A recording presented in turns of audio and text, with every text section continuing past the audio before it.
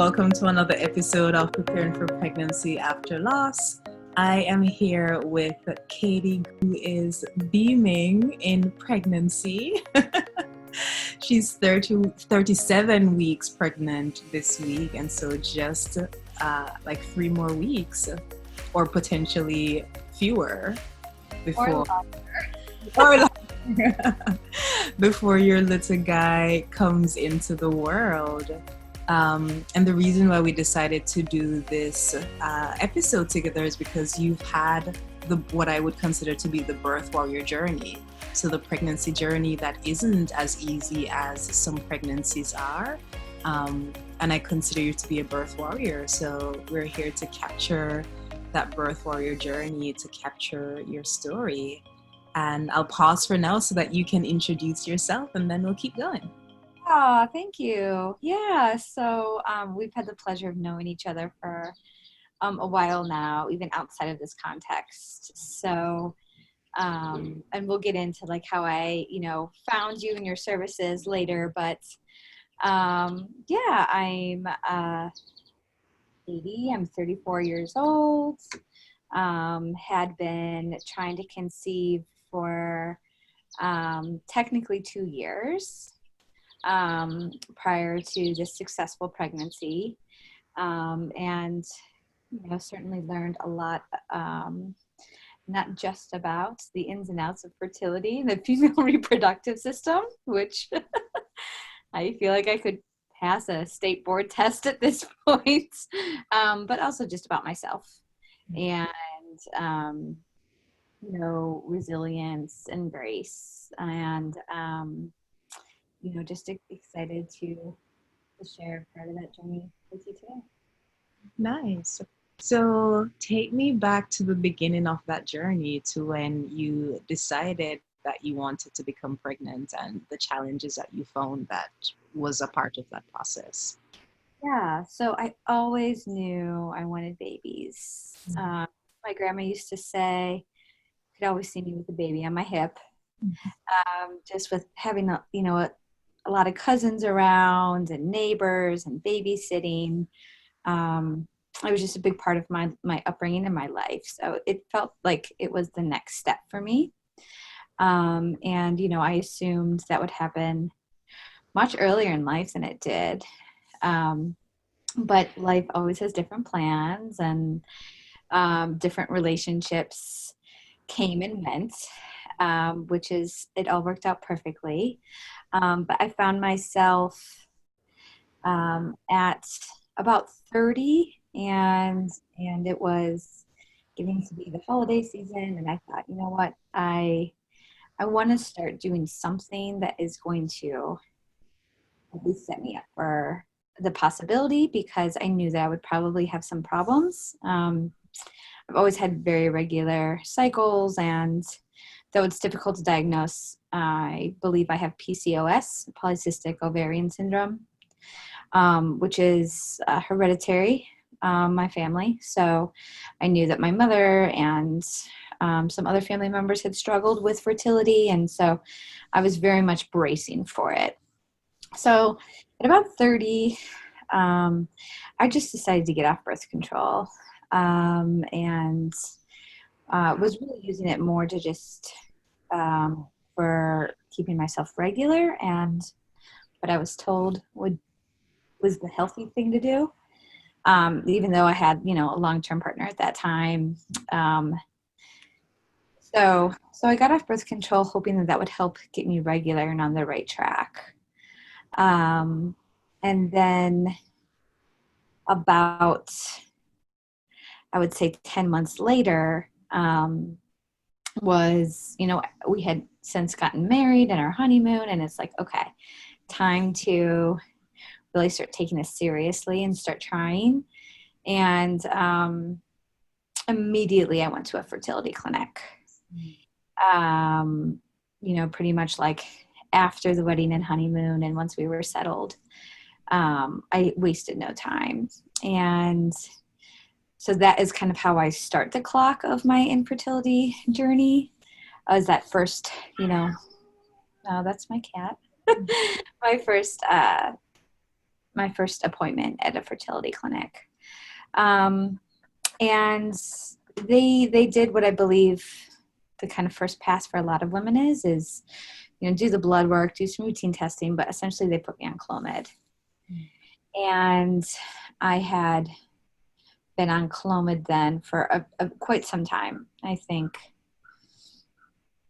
I did about 8 cycles of it, which is usually not even advised because it can have some detrimental effects on your body. And we saw that. But I was very naive in thinking that, I just don't ovulate regularly. So all I need to do is take this magical pill and boom, I will be pregnant. And that didn't happen. And month over month, that didn't happen. So by the spring, I was really starting to feel upset, defeated. I think of the people who attended our wedding that September previous, 9 people had gotten pregnant, many of which were in our wedding party. So we were very, very happy for them, but we wanted that for ourselves as well. So it started taking its toll emotionally on me pretty significantly. And at, I think, I'm trying to think back to the timing now. So then at that point we, consulted with our doctor, and it was clear that this just wasn't working in and of itself. So we had to take a couple months off. That's when I started acupuncture and found just a wonderful, wonderful doctor and practitioner of acupuncture, very close to me, who kind of blended East and West medicine in her practice and in her education. So I would say that is really at one point when the drugs stopped working, I started opening myself up to the spiritual realm, the natural remedies, so essential oils and herbs and teas and acupuncture, and that kind of started me down a path of both, trying to conceive in a more holistic, natural way, but also a lot of self-healing. And working with my acupuncturist, she was, it was just such a beautiful experience. Yeah. Because some days she would say, you're feeling sad today, you're feeling tired, you're feeling stressed. Mm-hmm. And so she really started getting me to think, what if this isn't just about the science of your reproductive system? Mm-hmm. And it's more holistic about your mind, body, and spirit and how those work together. So I continued with her and continued with the fertility clinic. And we got to a point then where we moved on to IUIs, or intrauteral insemination. And the first one I had ended up resulting in a chemical pregnancy. And so that was just like absolutely crushing for me. This was about, oh man, it's hard now to know exactly the time frame of when. This was probably like a year and 3 months or so, 4 months, 5 months into the infertility journey. And so I, after the procedure, we did the wait. I got 2 faint lines, and you were with me around that time when I was waiting, actually, if you remember. It was really trying because I was around a lot of pregnant women. It was kind of, if you remember, in my face, frankly. And so it was really hard for me to find peace at that time and just relax and be calm. And I felt like I was just like screaming on the inside, like I need to get away. I need to do something to calm myself and ground myself. And I just didn't have that outlet. So I'm plugging away, kind of like thinking of this in the back of my mind constantly. I got that faint line, was like just, sheer joy, tears, everything. The next day, the clinic had me come in for blood work, which was like then a Friday. So we spent the whole weekend thinking, it finally worked. Even ended up traveling to see my family where I'm from, and share the news with them.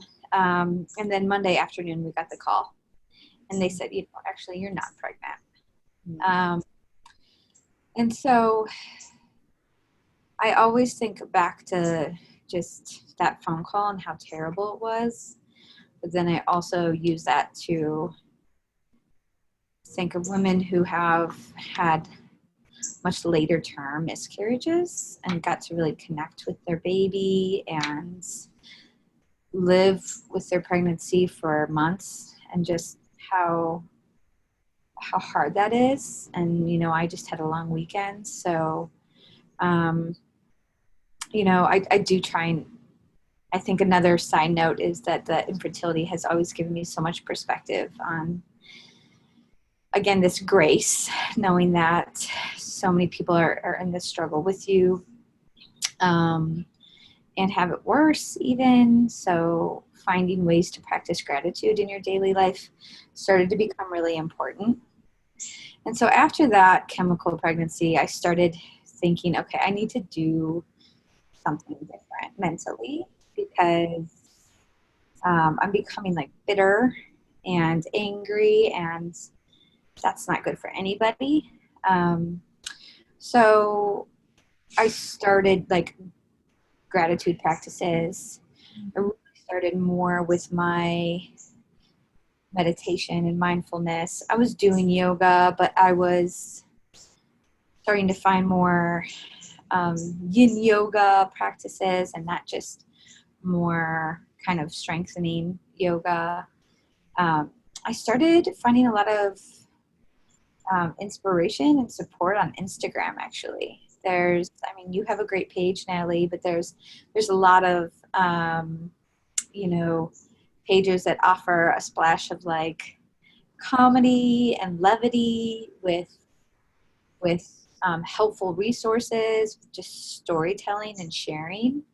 And I found those online communities so helpful. So I didn't feel alone anymore. And I felt like a sense of solidarity. And that really that started helping with like what I would call just like a shift in attitude. So practicing gratitude, finding this online community of support, and then continuing with that acupuncture and this kind of like metaphysical, spiritual, natural, holistic remedies, all I think was a part of a shift for me, that I started and have kept with me throughout this pregnancy.